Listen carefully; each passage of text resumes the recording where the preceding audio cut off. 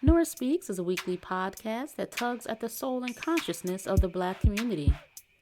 With show topics such as youth empowerment, education, women's impact, and civic engagement, Nora Speaks challenges the listener to not only join the movement, but be the movement. On the show, you'll learn from insightful guests who have demonstrated capacity in these fields and more, and I'm your host, Nora Muhammad. Welcome to the show.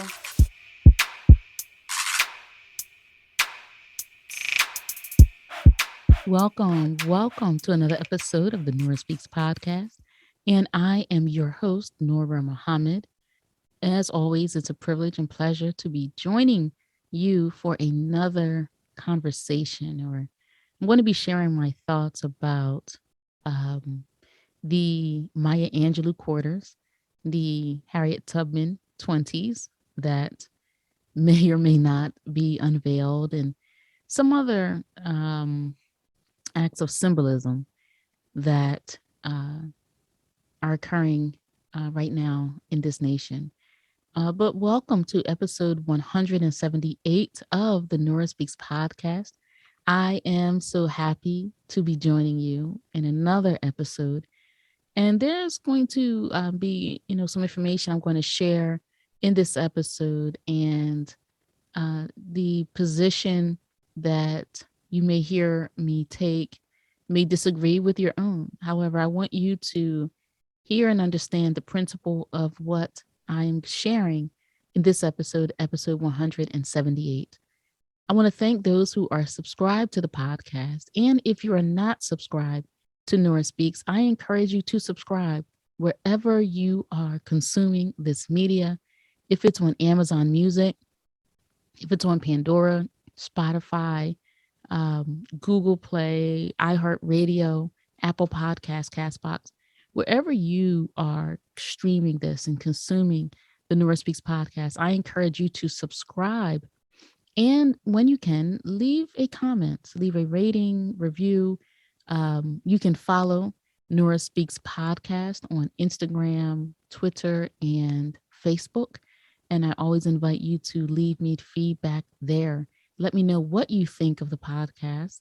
Are there any conversations that you would like to hear? Is there anyone that has intrigued you that you would like to hear interviewed on this podcast? Now, on to episode 178. Now, just for a bit of background, I just want to share the background so that you are aware of kind of what's going on and why these women and why Maya Angelou is going to be on the quarters, that some of the quarters are going to be distributed in the early part of 2022. Now, this episode is released on MLK Day 2022. And it's purely coincidental, as there is every year a day of service, an MLK Day of service in remembrance of Martin Luther King Jr. I will include a clip of Martin Luther King Jr. Speaking, and specifically, I'll be including a speech that he gave where I think the words that he's using and the instructions to us are relevant in this day and at this time. More than beyond 30 years, right? 40 years.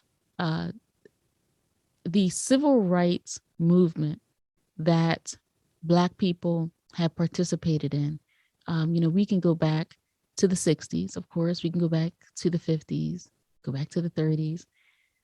There remains the conditions amongst Black people where we are still, and Black leaders are still trying to have the civil rights gained and human rights respected. And so I'm going to share with you something from Dr. King at the end of this podcast, just so that you can be edified by the wisdom and words that he shared with us. Now, on to this episode.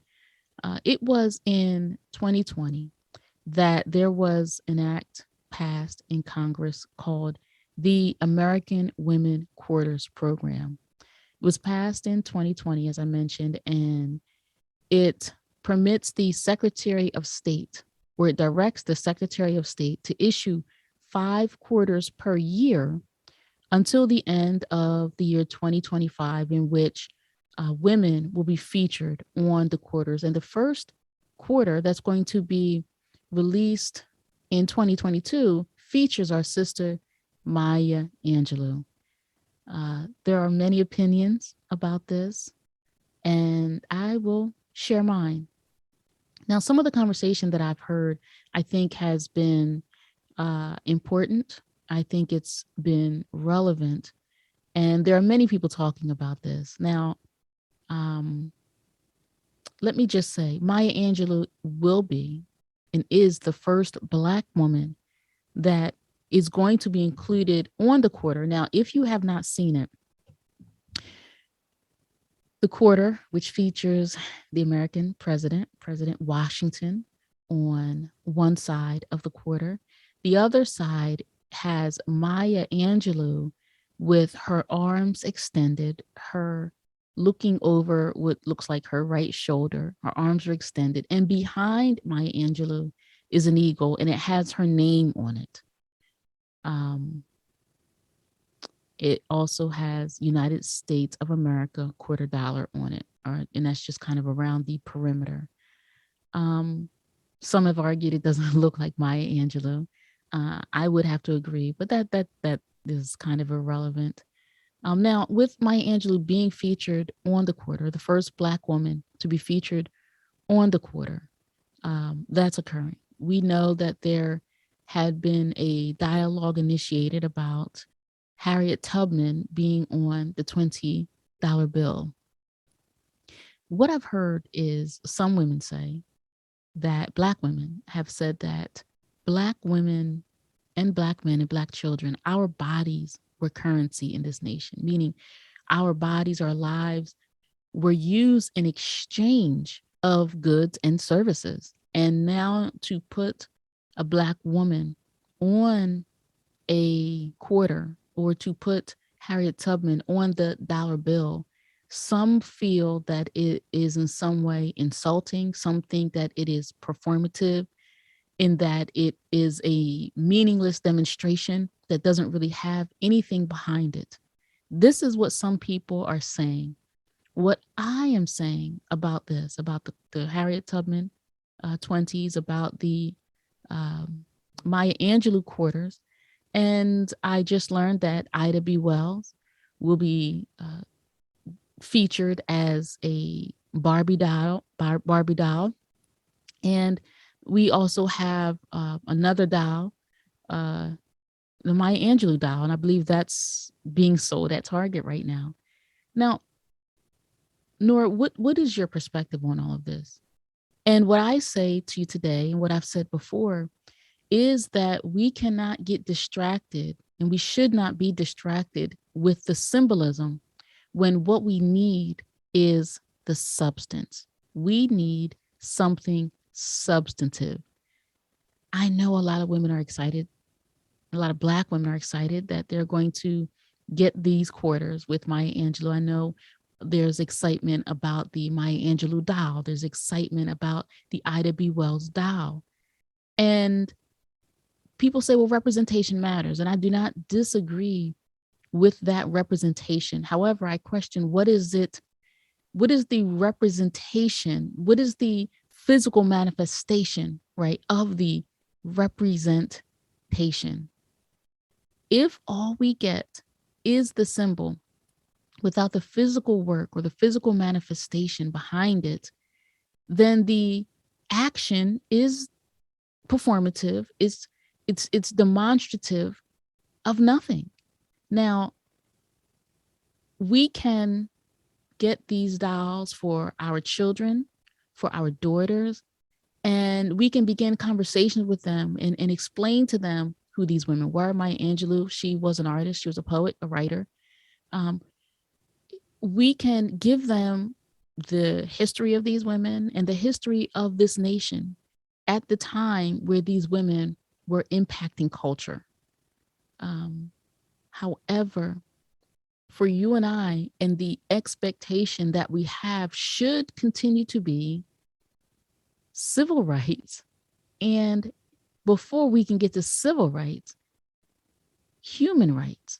We still live in a nation that does not respect, honor, or even acknowledge the humanity of Black women, Black men, and our Black children. And that is evidenced in much of what we see through American culture, the violence in America, the taking of life, the uh, institutional ways that Black people are edged out of opportunities, not by accident. You know, we talk about institutional racism, we talk about systems, but it is people who design systems. It is people who establish institutions. It is people that write legislation, that create rules and laws. The rule is there, but there's a mind behind the rule. There's a mind behind the legislation. There's a mind behind the laws. And if we just say the system is rigged, well, let's find out who's designing the system, who's maintaining and upholding the system. So, you know, whatever your thoughts are on the Maya Angelou quarter, the Harriet Tubman 20s, the Ida B. Well Barbie doll, let us not be distracted with a symbol that does not bring the substance with it. If you watch the news and if you're in tune to current events, you know that there's disappointment over the voting rights legislation. Right now, Black people were given the right to vote, and then because we were being disenfranchised systemically from voting, then there was the Voting Rights Act. Now, the Voting Rights Act did not permit us to have the right to vote. That was something that was already passed. The Voting Rights Act was to allow the conditions so that we could vote. And now, all of these years later, we're still trying to achieve the opportunity for all citizens in this nation to have the opportunity to vote without hardship. Even all these years later, there are folks who are concerned about infrastructure and some of the legislation that the president is trying to pass, the Build Back Better, and the senators who are in the way and they're talking about the filibuster. Now, it may feel good to have a quarter in your pocket or in your wallet or in your purse with Maya Angelou on it, but wouldn't it feel so much better if we had our humanity respected and if they honored the laws that they're passing, for us to still be talking about folks who are born in this nation? And if you're born in this nation, then legally you're supposed to be a citizen. And if you're a citizen, then you should have the opportunity to engage in the processes of this nation, like voting. And yet we are still having lawmakers, activists try to make sure that there are free and fair elections. So I encourage you who listening to this and in the conversations that you're having, while we may be excited about the Tubman 20, the Maya Angelou quarter, the Ida B. Wells Barbie, the Maya Angelou doll, and there was a recent unveiling of Harriet Tubman, a traveling Harriet Tubman statue in Philadelphia. It's a symbol, but we want to see what's behind the symbol. And for a long time in this nation, we have been studied. We've been studied by social scientists. We've been studied by psychologists to learn and understand the motivations of Black people and the responses of Black people. And what social scientists have determined is that we are a very emotional people. And so if there is something as unfortunate as the killing of Trayvon Martin, the killing of Ahmaud Arbery, the killing of Breonna Taylor, the killing of Atiana Jefferson, the killing of Jordan Davis, we will march. We may, quote, riot, as they call it. And then once we have that strong reaction, we don't really ask or demand or require any change behind our venting, if you will. We don't demand We don't have the endurance. We don't tolerate the conditions to manifest change. We just don't have that stamina. We don't have the organizing power that forces those who have the power to produce change. We just do not have that uh, ability. They've studied this. And I'm not saying this because I like to say bad things about my people, but I have to tell the truth. And so, in these acts of symbolism, let us not be distracted from what's happening right here on the ground. Our heart can swell. I love Maya Angelou in reading her writings as a young girl, and our hearts can swell learning about Harriet Tubman and what a strong woman she was and what she did for our people. Our hearts can swell with pride, right? However, we still want to see manifest right here on the ground where our daily lives are impacted, the education of our children, the conditions of our community, the conditions of our housing, um, the safety in our communities. These are the things that impact us the most, right? The ability to elect someone in office who is going to stand for us when we elect them and put our support behind them. These are the things that are kind of uh, the most um, accessible issues and the issues that impact us the most. And they impact us the most physically, right? What our children are learning, being able to go outside our home safely, being able to afford decent and quality housing, being able to purchase fresh and wholesome and nutritious food, right? That's what we need. Um, Something that is symbolic is nice, and it can be a reminder of something. It could be educational. However, we need substance. So I don't want us to be distracted with the symbolism. So while we're excited and we're collecting the dolls and we're going to view the statue of Harriet Tubman in Philadelphia, and we're putting these quarters with a Black woman in our pocket, let us not be too excited about the symbolism. Let us not be too excited about that when the substance, the impact of rules, systems, laws impact us in a negative way. Uh, the thrust that some folks have to permit these symbols, the power that they have to produce these symbols, they also have the power to allow us to exist with freedom, justice, and equality, to operate with freedom, justice, and equality. And they're making a choice.